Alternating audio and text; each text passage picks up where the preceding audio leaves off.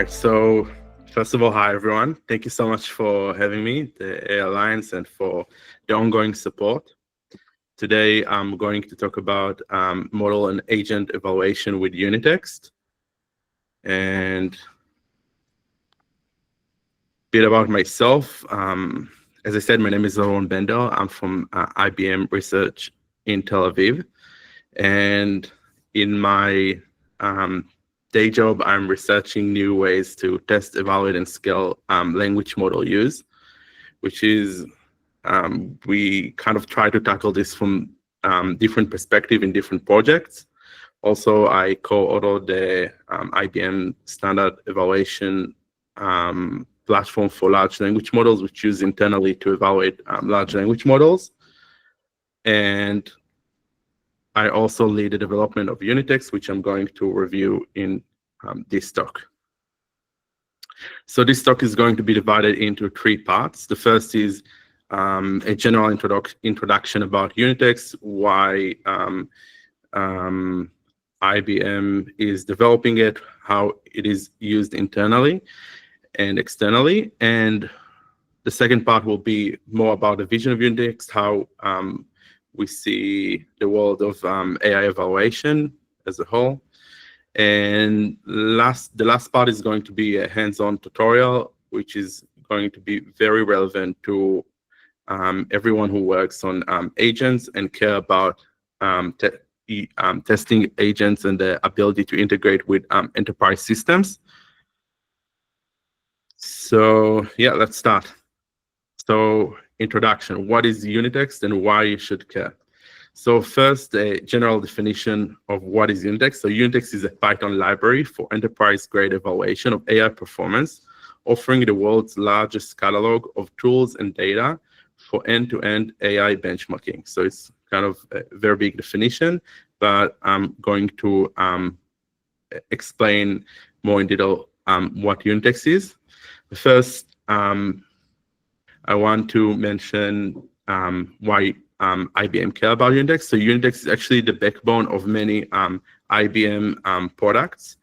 So for example, you can see here in the top left corner, Unitxt was used to evaluate the Bamba model, which is a frontier model developed by IBM. Also, Unitxt is the backend of IBM tool Eval for creating LMS judges. Also, it is used for AI risk assessment at Unitxt.governance, and also it is basically the AI unit test layer of IBM AI serving service, Unitxt.ai. So if you ever used large language models through IBM LLM service API, then it was evaluated at one point with Unitxt. Unitxt also has very nice role in academic research. So there's this is a short list of papers that was used Unitxt as the backbone of the evaluation within the paper. So those papers built on top of Unitxt and contributed parts to Unitxt to research new topics that couldn't be explored effectively without Unitxt.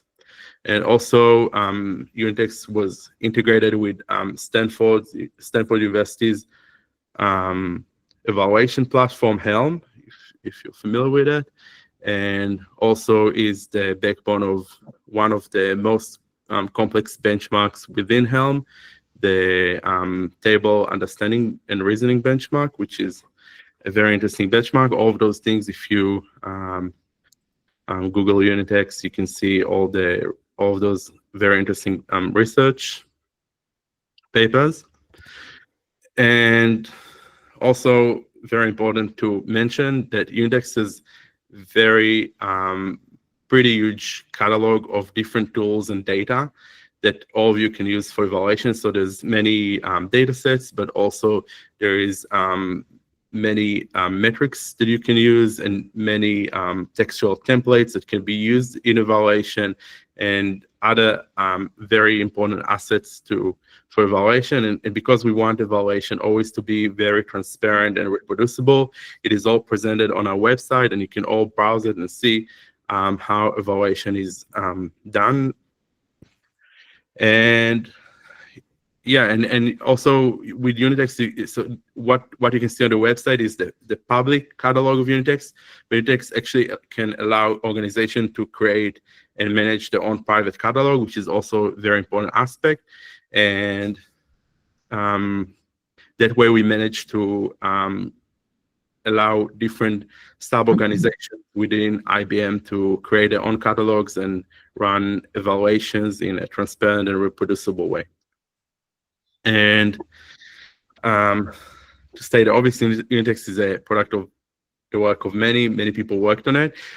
So some of it worked on it as the day job, and some of them contributed to the open source of Unitxt. So right now we have 68 contributors. Also, we have some very significant contributors like Daphna that I can see is here in the crowd. And this leads me to the second part, which is the broad vision of Unitxt and what we are trying to do and why we designed Unitxt the way it is designed. So basically what we want to do is to create a system for collaborative unit tests for the next generation of AI. And the reason for that is that when you want to build a very super smart AI, you need to test it extensively, and you want to then train it based on the insights you got from those evaluations, tests. And I'll review the evaluation pipeline, and then it will help me to make things more clear. So basically, every evaluation pipeline works about the same. So we have some data source. It can be data we store on GitHub. It can be organizational API. It can be a data set on a Hugging Face. And when we pull data from this data source, we then got a problem which we can present to our tested agent or tested model. So the problem in this case can be a table. We want the agent to gather an insight on this table. We have a question about this table, and we want the agent to answer this to give a solution to that problem. And once the agent, the system, or the LLM gave solution to the problem, then we can send it to a metric and evaluate how well the agent did.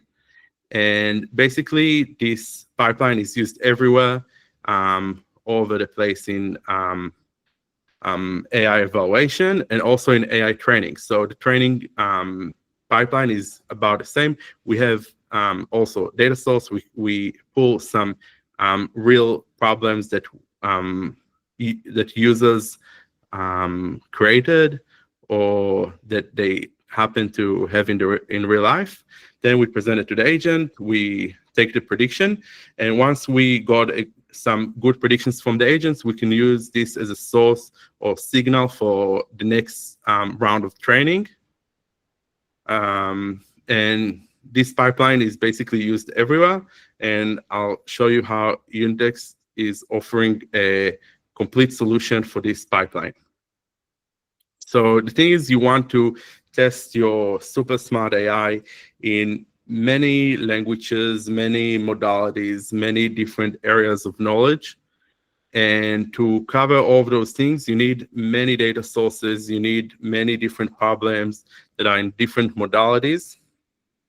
And all of those things are very hard to gather together.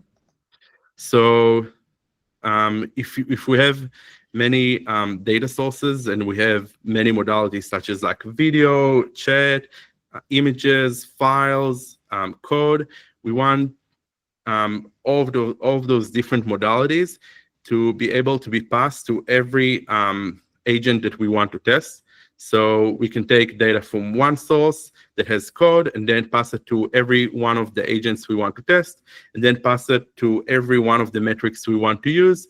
And we want all of this very complex combination of different pipelines to all work together.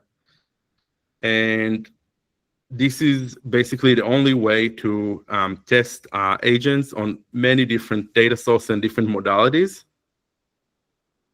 And there are basically two different approaches to cover this very big evaluation landscape.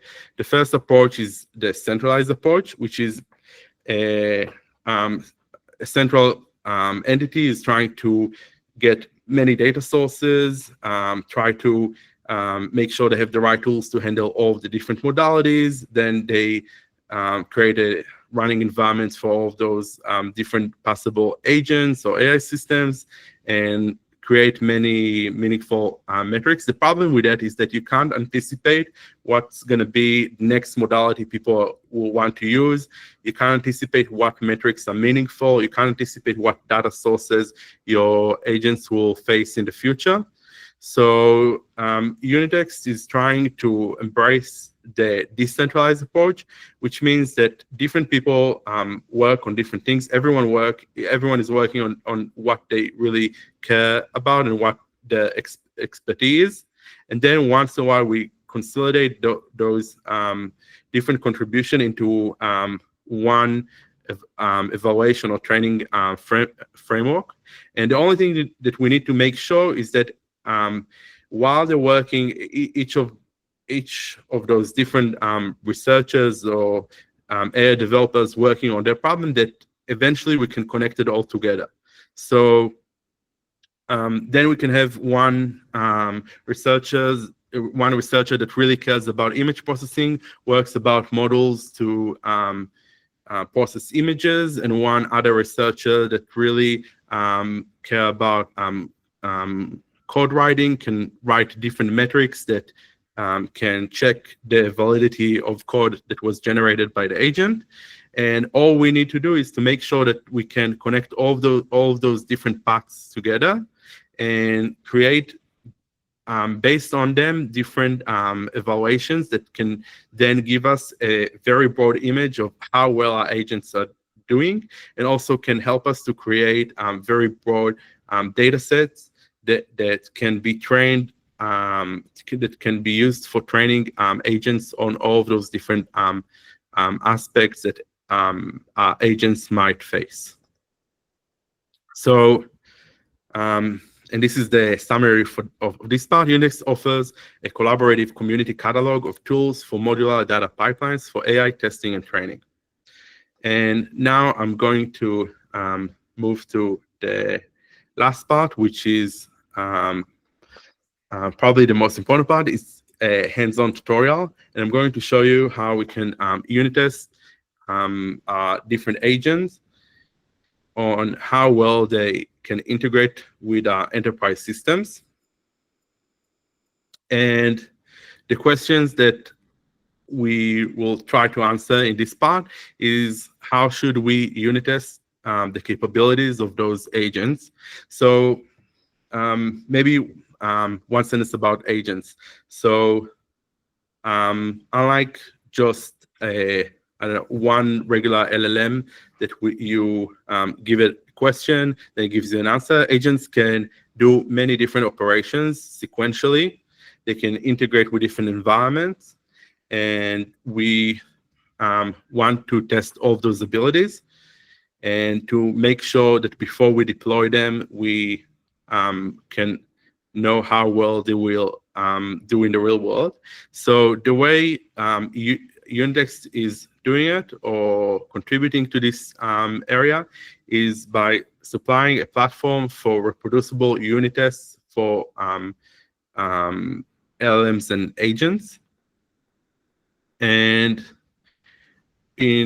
so we have many different unit tests available on the Unitxt catalog that you can all use and integrate to your own evaluation. In this tutorial, I'm going to focus only on 2 examples of this type of integration with enterprise systems.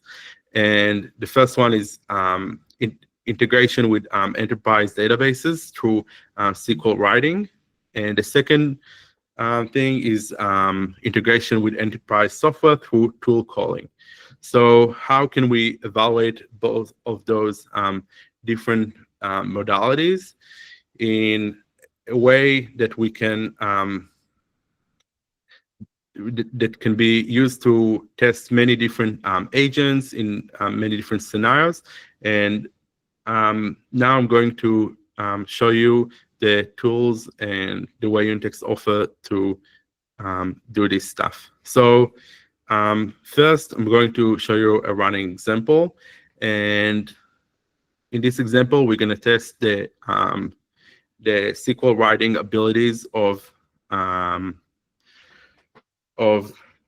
an agent or an LLM. So what you can see here is that first we'll review the CLI of Unitxt. We have a command called Unitxt evaluate, and we give it a task. In this case, there is a card which describes the data that is used for this task. So it's the data source and how we normalize this data source to a very well-defined task. And later on, I'll explain it more in details. Then we have the model that we want to use, which is in this case Llama 3.1 8B instruct, and other things we want to specify to the model. Then what split of the data, how many examples we want to use, and so on. And basically, now we can run it. 1 second. Let's see. All right. So let's run this first example. So you can run it, and then you'll see, and I'll explain to you what's going on, what you see here. So first, it's generating the data. It's retrieving it from the data source that we specified, normalizing it to the task, preparing it. Then it sends it to the inference engine, which is in this case the model behind the scenes, the Llama 3.1. And now it finished to execute the inference on this model, and then we'll be able to see the final results, which specifies, okay, so now it's done, and the results are in this results directory, evaluate CLI. Then we can look at those results. So we can see first the overall results in this file, which there's many different metrics that ran behind the scenes. So SQL execution. So behind the scene, what happened was that there was a database created, and then SQL queries was running against this database. And we can see all the different scores. We can go to the detailed examples. We can see the different SQLs queries that the model generated. So in this case, the question to the model was, wait 1 second. Okay, so you are given the following SQL schema, and then the question here lists the name of students that have attended more than 7 events, and this is what the model generated to list the name of the students, blah, blah, blah. And then here is the actual SQL query. And we can see here the different metrics for this specific prediction made by the model. So for example, the execution accuracy, meaning that once we executed this query against the database, we got the required results. So that is a good sign. Then there's many different metrics here, all contributed by the community. You can use all of them. You can use some of them. You can go on the catalog and actually use more such metrics. And now, once we saw that, there's also a Python API which can do exactly the same. The only thing is that here you have a bit more control, so you can load the data set, exactly the same data set as here. It ends up as a data set, as a Hugging Face data set. You can save it, you can then reload it, you can look inside and see what's in this data set. Then you create an instance of the model, you send it to the model, get the predictions, and again, it's basically exactly the same thing. Can run it, and this time the results will just be printed.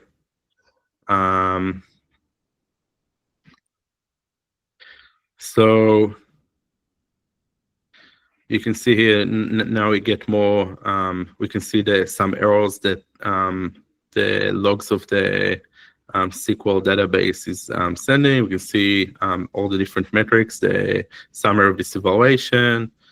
Yeah, so this is one data set. So someone pre-made this data set for you.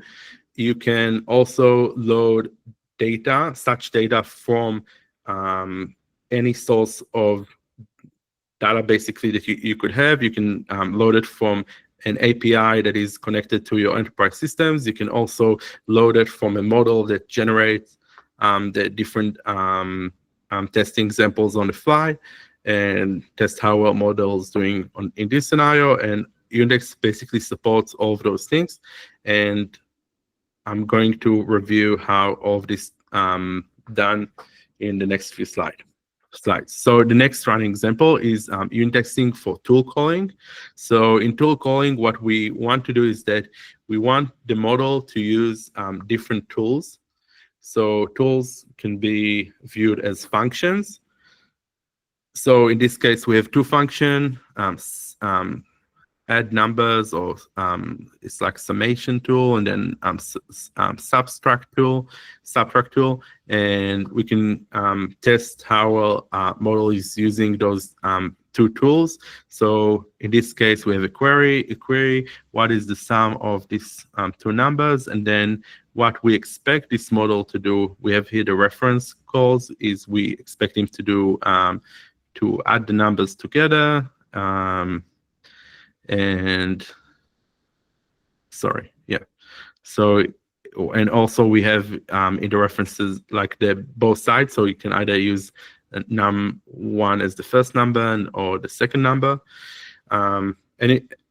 Anyways, we can then create a data set from these examples we created in Python and send it to the model and see the results. So in this example that I just show you, we can just run it. And obviously, in the next few slides, I'm going to review what's happening here behind the scenes so you can get a better understanding of what's going on here. So 1 second, I'll show you the results here. So in this example, obviously the model managed to crack this very easy problem. So what we had here is that we checked first that like the model chose the right argument names to call the function. Also that we validate the schema of the tool so that the types that the model generated actually fit to the typings of the function, which is very important. So we have different many different metrics here, and again, you can go to on the Unitxt catalog and see many more metrics that can integrate with tool calling tasks. And now let's talk about what's going on behind the scenes. So first and foremost, the most important thing in Unitxt is the task. So the task is used as basically a contract that all of the different parts of the pipeline will have to follow. So this contract is guiding the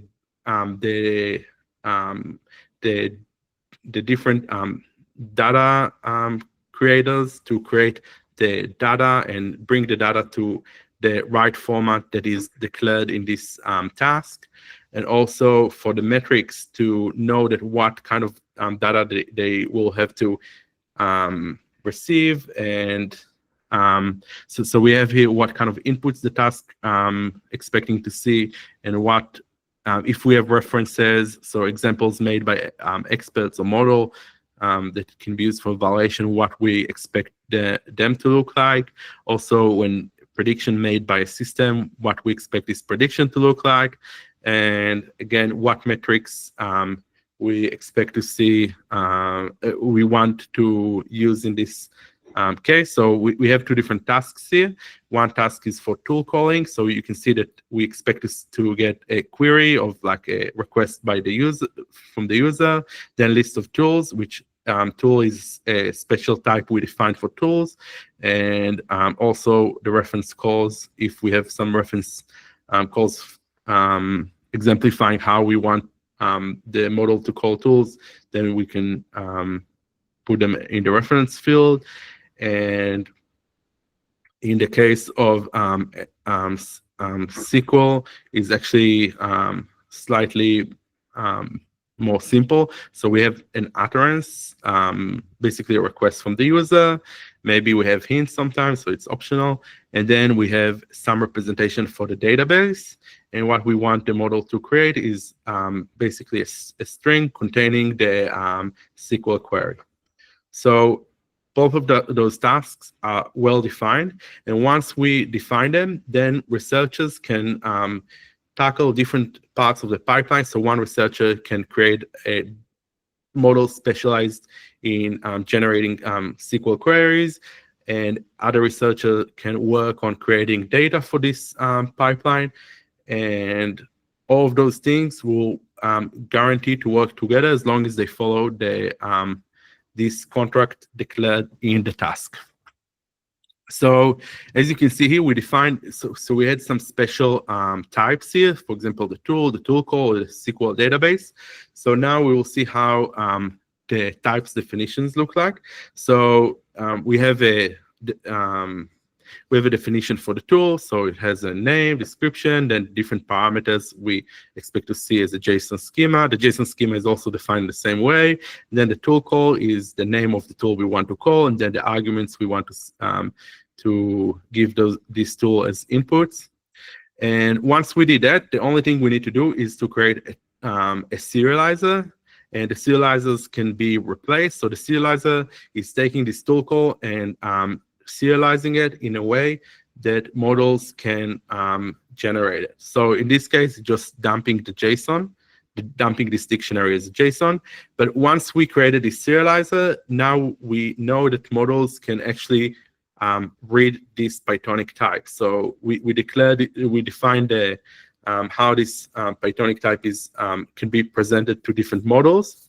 And obviously, this is also pluggable model that can be changed, can be defined differently to different systems.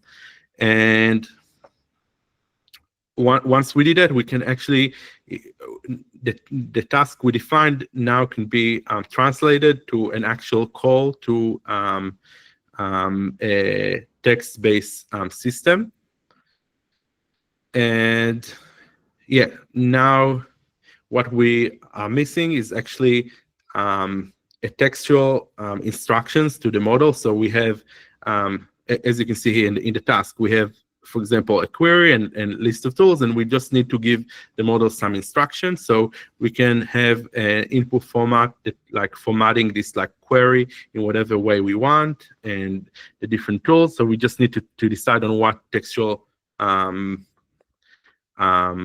template we want to blend those task fields in. And once we did it, also we need to define how this if the model generated this type of field. So for example, if it generated like a JSON, how it's being loaded back to the original type.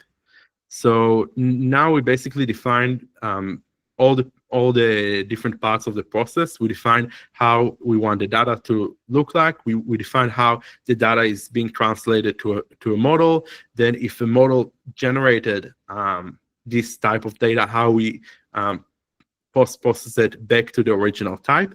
And now we can just connect all of those different parts of the pipeline. So if I'll go back to the original example of the tool calling, so now it might be more clear. So we have the task here, which again, when you see a string, it means that it's a catalog entry. So you can go on the Unitxt catalog, and you can choose the right task, and then once you chose a task someone else has declared or you declared and added to the catalog, you can add the data in a format that actually follow the definitions in the task. If it won't follow, it just give you very detailed error and explain what you need to do in order to fix it. But once you did it, you created the data in the right format, you can send it to the model and get the metrics to work on it. Yeah, so Elron, we have a lot of questions for you. So when you're ready, we can. I can't really. I can't see the. Yeah. All right. Actually, what I'd like to do here is, Lady Calamity has a lot of questions, and they're good questions. So let me see if I can let her. I believe it's her. Ask those questions. Give me 1 second here to switch over. All right, so, okay. All right, well, let's see what happens here. Do you want to ask your questions, turn on your microphone and ask your questions, Lady Calamity, or would you like to just me to answer them? Okay, all right, I'll go ahead and ask the questions then. All right, so he starts off with LLMs continuing to scale, how can open source have advantages in performance with limited hardware availability? That's I find a very good question. Also something that we think about quite a lot. So what the one resource open source has, and even the best companies in the world won't have, is that they are very distributed and they have many different interests and many different ideas. And this variety is very important to develop AI systems that are durable in all of those different scenarios that AI might face. And it's kind of something that we try to tackle with Unitxt catalog. We wanted the community to be able to create these very complex evaluation and training pipelines together. So many different people, different developers know what they care about. They contribute to the exact point where they see the contribution fit, and then we can connect all of those things together and use the contribution to have more broad evaluation and training for our AI systems. Okay, I'm going to keep going here. There's a lot of questions. Good ones, I think. But these are all coming from Lady Calamity. We have a few others as well, which from Constantine and Henry and some others I'll get to. But we'll just go in order. And so the next one is Unitxt just a series of layered axioms or assumptions that provide parameters and constraints with IBM authority in its declaration of safe? Oh. And if you don't understand the question, I didn't understand the question. So if you don't understand the question, we can move on. Yeah, no, I'm not sure if I understand. So okay, that's right. There's a lot of questions here, so let's just keep going. Do you have a table of a table appendix describing the problems and desired outcomes? Yes. So actually, prepared it before. Let's see. All right. So We tried to design the Unitxt catalog to be the best way possible to browse what we actually have to offer to in a catalog in the most, I'd say, in the most transparent and reproducible way. So you have, for example, different data sets here in the catalog. You can see what each one of those data set have.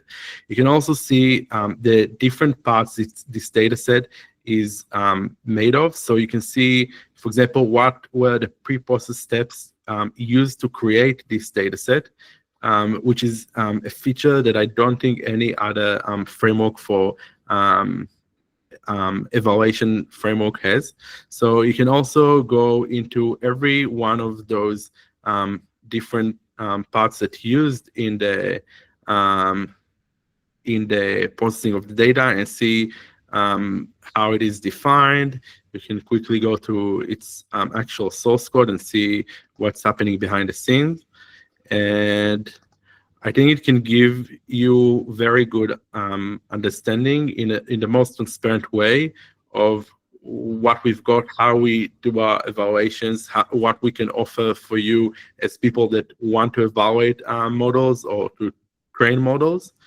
And everything is really, like, we really worked hard on making it extremely transparent and browsable and fun to look around. So I hope it answered the question.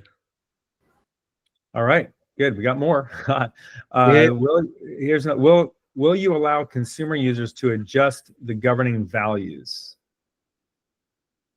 What do you mean by governing values?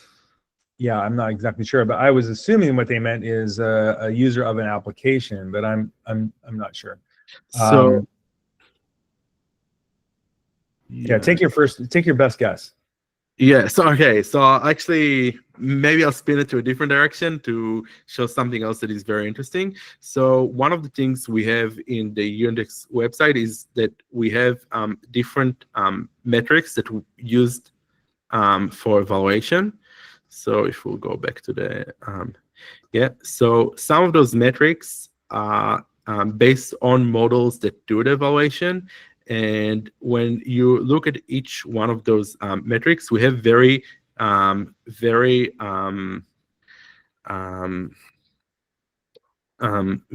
good coverage and transparency for what we care about. So here there's many different criterias we use for evaluating our models.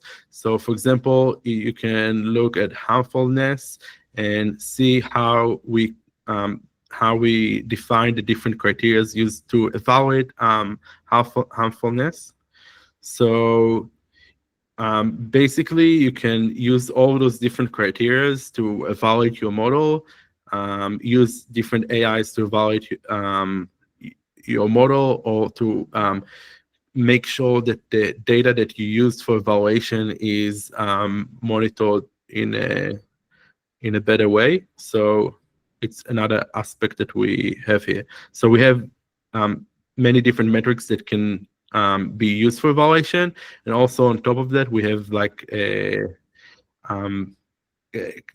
mini catalog of criterias that you can use for your evaluations, and then use your AIs you're evaluating your models to follow. Okay, great. Let's keep going. We got a lot of good questions here for you. But this is a follow-up. It can't be the desired result every time. So what will happen if it's different, and how different? So I guess the question is about the evaluation I ran before, the two examples. So Right. obviously, in really when you have challenging data that come from actual users, in most cases you see more failures than successes, and the most important thing is that we know how to detect those failures, and we know to present them. So one of the examples I want to show here is that we can, for example, evaluate the tool calling with with a judge that is testing for correctness for tool calling, and it's based on Llama 3.3. And one of the cool features you can see here is that you can actually see the predictions of the judge. So it's a bit it's all together. So but you can see here the predictions of the judge and how the judge is evaluated this specific case. So in many cases, it can be used for detecting different failure modes, because the judges are actually very good at first finding mistakes and also categorizing them. So it's very, very useful. And yeah, I hope it answered that. Okay, good. Here's another question from where is it? Here we go. Andres, does any model add random human-alike typing errors just because most models suffer from hallucinations due to bad writing as well as bad syntax? Those were his nightmares in production. Oh, that's so. Yeah, so one very important part of the Unitxt pipeline is the post-processing, because post-processing can really ruin your evaluation. And I'll give one example. So if you try to evaluate how good can model detect sentiment, so you want the model to either say that the comment has a negative sentiment or positive sentiment, but then you have then the models generate something like, I think that the sentiment is blah, blah, blah. Then you need to somehow extract the sentiment from this very long sentence. And you want to give the model proper score regardless of the way you put it into words. So one of the things we have to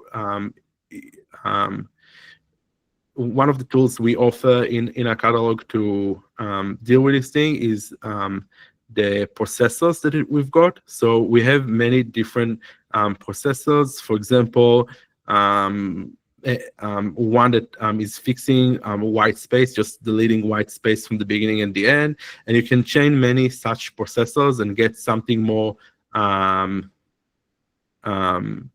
is more clean, and then down the pipeline can be evaluated with metrics more securely.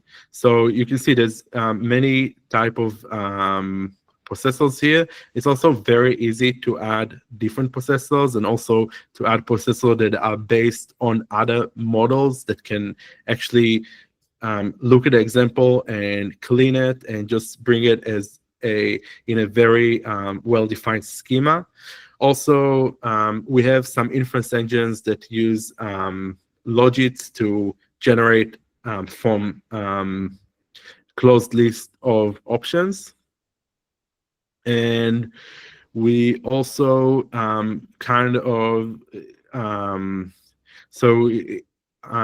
we have different options to get messy predictions to a more organized form that can be then evaluated more securely.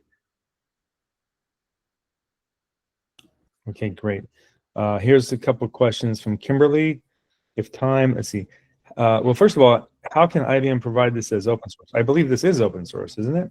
Yeah, it's fully open source. Everything is open source. Obviously, IBM has, so we have huge catalog. Really, I'd say 80% of the evaluations we do is public and open source, and we also have another catalog that is used internally in our organization that is not public.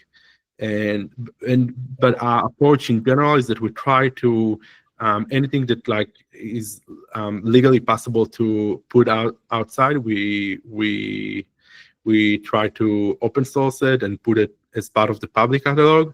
We think that the best way to kind of debug this huge variety of different tools is if as many eyes as possible can have a look at it.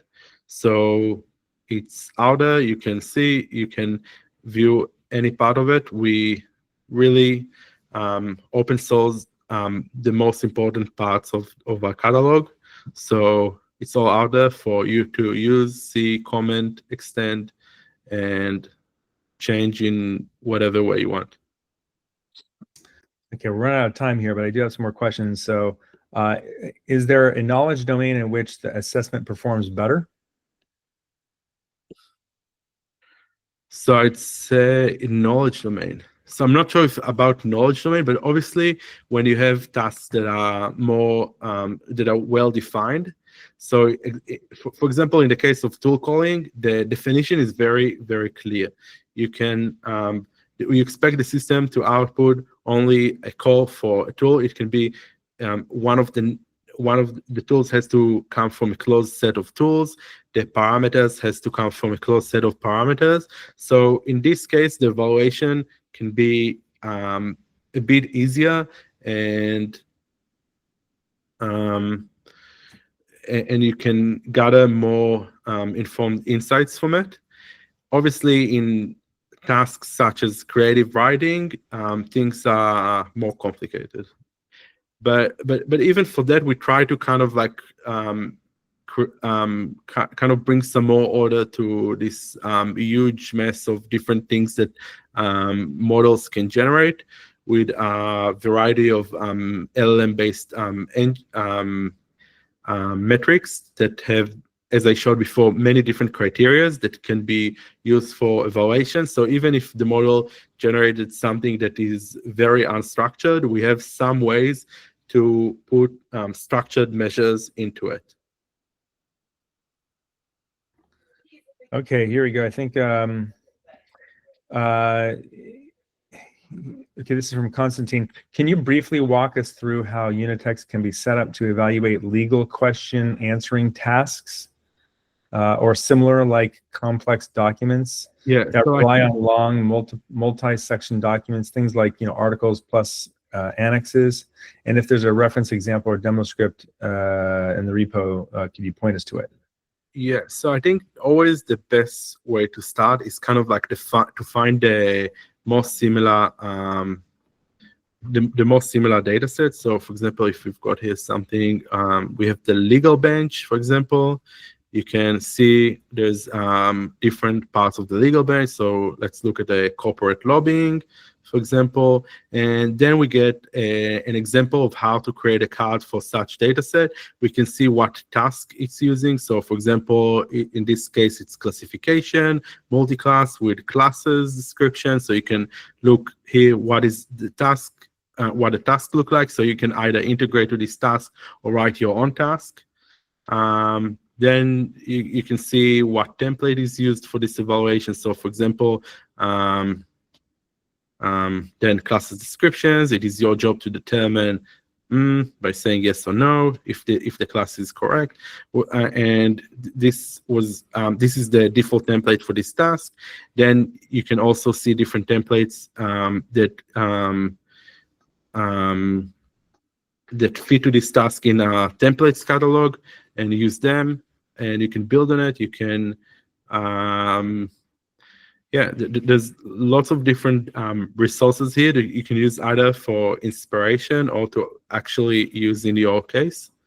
And I highly recommend to have a look at the catalog and start from there before you try to code anything, just to see what other people did and get some inspiration from it.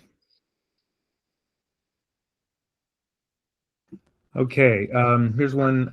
Is there a way to test how an LLM follows a prompt just because they fail mostly depending on input and don't follow strict rules or behavior? And by the way, we're at the top of the hour, so if you got to leave, we totally understand, but we'll try to take one or two more questions. Yeah. So we have a few data sets of instruction following. But it's actually a complex problem we are tackling within IBM Research in like different venues. So right now, we do have data sets for instruction following in Unitxt. I don't think they are the best way to evaluate models. So so hopefully you'll see some releases from IBM Research soon, and you'll see those data sets being public. But until then, you have you can see, you can browse the catalog, and there's some data sets here for complex instruction following. They have some limitations, but they can be a good start.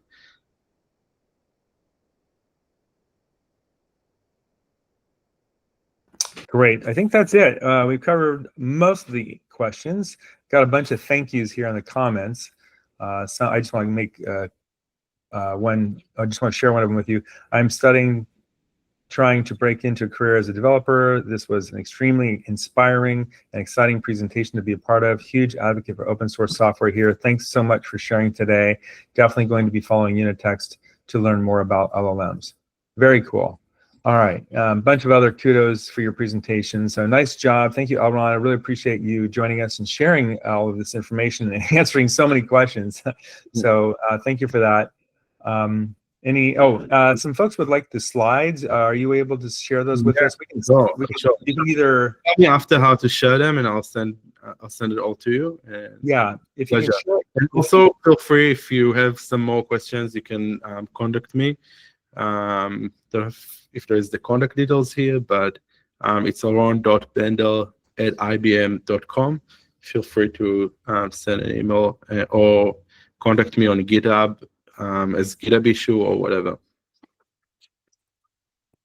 Great. All right. Thank you very much. All right. Thanks everyone for joining us. I'm going to put my email address one last time in here in case you have any other questions or anything in general, or if you missed something in the webinar, go ahead and email me. It's dnielsen, like the Nielsen ratings, @ibm.com. And with that, we're all done. And yeah, we'll be sending out a follow-up eventually. Sometimes it takes us a few days or even a week to send out the email with the link to the video. But we hope you'll join us next week, and we'll see you online. Take care.